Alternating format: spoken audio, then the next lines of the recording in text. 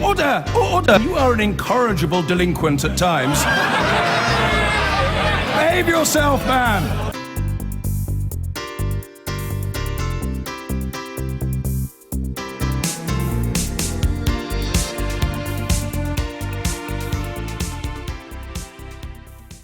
Some good economic news for the government today as growth figures revealed the UK economy expanded by 0.5% in the 3 months following the Brexit referendum. That was stronger than analysts had been predicting. Then the Japanese car maker Nissan confirmed it will build 2 new car models at its giant plant in Sunderland. Theresa May described the decision as fantastic and insisted there was no special deal. Our North of England correspondent Kieran Jenkins is in Sunderland tonight. Kieran. Well, in other times, this would just be very good news for Sunderland, for the UK car manufacturing industry. 7,000 jobs rely on this place being in good health. But now, of course, everything is framed by Brexit, and it wasn't so long ago that Nissan were making some rather gloomy noises about Brexit. They wanted guarantees from the government. They wanted compensation in case the cost of exporting should increase. Now, the government have been forced to say that there was no special deal, no compensation package for Nissan, that this is a vote of confidence in Britain from Nissan. The question is, though, what was said to Nissan? What reassurances were given? And can those magic words realistically be uttered to every other business and every other industry, which also will claim that it faces now a very uncertain future? This was a company hinting rather unsubtly at troubled times ahead. Now they say they're growing, a boost for this workforce, for Nissan itself, for the government.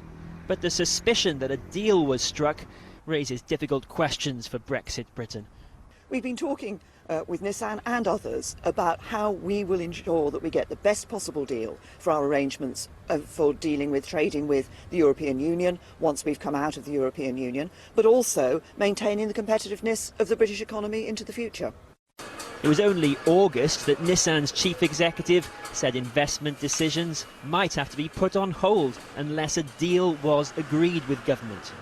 There would have to be compensation in case tariffs made exporting to Europe post-Brexit more expensive. So when Nissan's boss met privately with the Prime Minister earlier this month, what exactly did she promise? Is that Theresa May? This Nissan exec said, contrary to reports, the government had not given them a written guarantee for extra support. But did Nissan get a precious insight into the Prime Minister's negotiating position? We've discussed through with the government where they think we could end up, which obviously I can't tell you what I understand of the government's negotiation strategy. But why not? But we are sure that the government is working really, really hard, really diligently. Sounds like you know something about the way the direction the government's heading, and you won't tell everyone else, and that sounds like special treatment.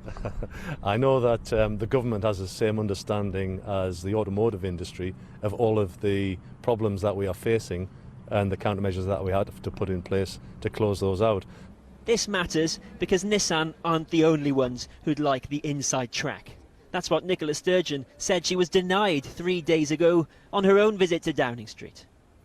Opponents say it raises the prospect of Brexit being done on the hoof. Today we've heard of a deal with Nissan, which I welcome, but does this mean the government is going to do deal by deal, company by company or area by area? We just don't know. We can't go on like this. There needs to be a coherence to our negotiations. The government knows it can't really do without Nissan. Almost a third of all cars made in the UK are produced here. They'll now make 2 new models here. Good news for the 7,000 strong workforce, but other car manufacturers, other industries are already asking, what about us? I really don't think it's for the government to be trying to favour one company or another company or one industry over another industry. That really is just a licence for vested interest to be petitioning Downing Street and threatening to leave and so on in order to get favours from the government. Even the suggestion of special treatment was something of a sore subject at Nissan earlier. Do you think Nissan deserves special treatment? You don't have to answer that question. No. That's a hard question. So we asked this. Were you worried that post-Brexit Britain might not be good news for your job? I think ultimately, no. But at the back of your mind, there was always the possibility that something bad could happen for the company. But overall, with this decision, the morale of the 7,000 direct staff and the 20,000 indirect staff is phenomenal. The government, of course, has promised a Brexit deal that works for everyone. And even with so much still unclear, Nissan have been convinced it's a deal that at least works for them. Kieran Jenkins, Channel 4 News, Sunderland. Well, today's provisional economic data was the first real test of the post-Brexit British economy.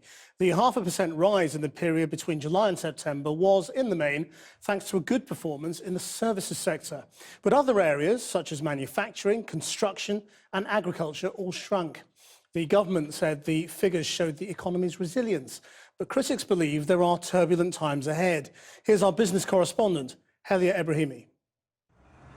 Car by car, Britain's economy on the move. Here at Southampton, the country's biggest export dock, £36 billion out of 40 goes not to Europe, but to the rest of the world. Today's growth figures showing some mettle in defiance of Project Fear. The basic truth, the government got it wrong. It's hard to find clear evidence of a Brexit drag in today's data. Take a look at the OBR's March budget forecast based on Britain staying in the EU. It thought that we'd grow by 0.5% in the third quarter, while the Treasury warned that if we voted for Brexit, the UK would head into recession. Instead, we've stayed the course. In fact, when you take into account the OBR's second quarter prediction as well, then the reality is Britain has outperformed expectations. Is there a risk that you find that you have to reflect on the OBR's much more gloomy outlook on Britain's economy, and you have colleagues, the likes of David Davis, standing up and saying, well, they've got it wrong in the past. There's no underlying proof that Brexit has done anything bad to the UK economy. Well, the data we've seen today is backward-looking. It tells us what has happened in the third quarter. The reality is that we're moving into a period when we're likely to have more uncertainty than usual about economic forecasts. So the only sensible thing for me to do is to be prepared for a wide range of outcomes and make sure that we can respond appropriately to whatever path the economy takes over the next 12, 18 months. So despite the figures, we should still be worried? We should look at these figures and we should see an economy that is resilient and strong, going into a period which is likely to have greater uncertainty. Crisis averted? Well, at least for now. But the truth is that these figures pose a bit of a dilemma for Treasury. At next month's autumn statement, you're likely to see a very bleak message about Britain's future. So what to do? On the one hand, Treasury wants the firepower to support Britain's economy. But on the other, today's figures suggest that might not be necessary. Perhaps that's why the Chancellor is being so coy about today's great news. We're out of the woods, aren't we? It's a very good third quarter GDP number, which shows that the economy was not only strong going into the referendum in June, but has been resilient since the referendum, and that's very good news. But that surely means we don't need any fiscal stimulus. Well, we're going into a period when there will be much more uncertainty about the economy. Businesses, markets are waiting to see what the outcome of our negotiations with the European Union will be. And I believe we need to be able to support the economy during that period. Does that mean you're dusting off the Treasury's copy of Keynes's general theory? You will see in the autumn statement how I propose to approach the challenges that we face ahead. But we do go into this period far more resilient and with a far stronger economy than many people expected. Your hands are tied in a way. These aren't the numbers you wanted. They're too good almost. Well, the numbers we've seen today are very good, showing a very strong resilience in the economy. But it stops you from doing any kind of bold policy changes come autumn statement. What you actually needed were weaker numbers to be able to do something rather than just measly tinkering. Well, I don't agree with that. We're very pleased to have strong GDP growth numbers, but we have to look to the future as well. On the horizon, inflation now rising faster than expected. Public finances projected to have an £84 billion black hole, and the falling pound suggesting financial markets already have Britain on watch. In choppy waters, the Chancellor needs credibility to show he understands what the journey might take. But he also has to deal with a crew, many of whom believe the winds are fair and the good times are already here. Well, our political correspondent, Michael Crick, is at Westminster. Westminster, well, my goodness me, we must go straight to Sunderland on this issue. And, well, there's been a nod and a wink or something, surely, Michael. Well, both Downing Street and the business department have been trying to be very cagey today about what it is exactly they said to Nissan. Downing Street say there will be no compensatory package for Nissan. They also say that there's no special deal. Nissan themselves say that the assurances they've had apply to the whole of the car industry. So both interesting points there. This is what Greg Clark, the business secretary who was in Japan last week, this is what he said today in an interview with ITV. Car companies in the UK export to the European Union and import some components from them. We want to make sure that that continues to be able to be done without bureaucratic or financial impediments. That's our intention, and that's our negotiating mandate.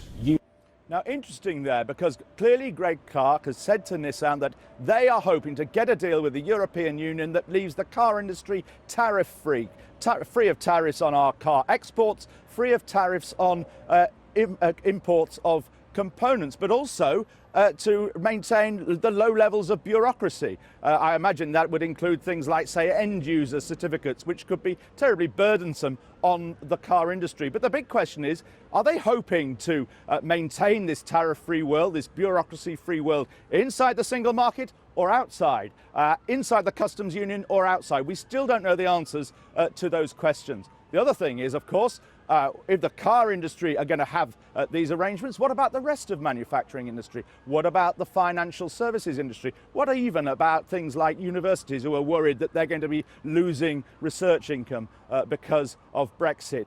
Well, MPs here at Westminster, the Labour Party, Liberal Democrats, opposition parties, the select committees are going to be trying to press ministers, I'm sure, over the next few months for more details about what it is exactly that they told Nissan in Japan. Michael Crick. I've been getting away with it all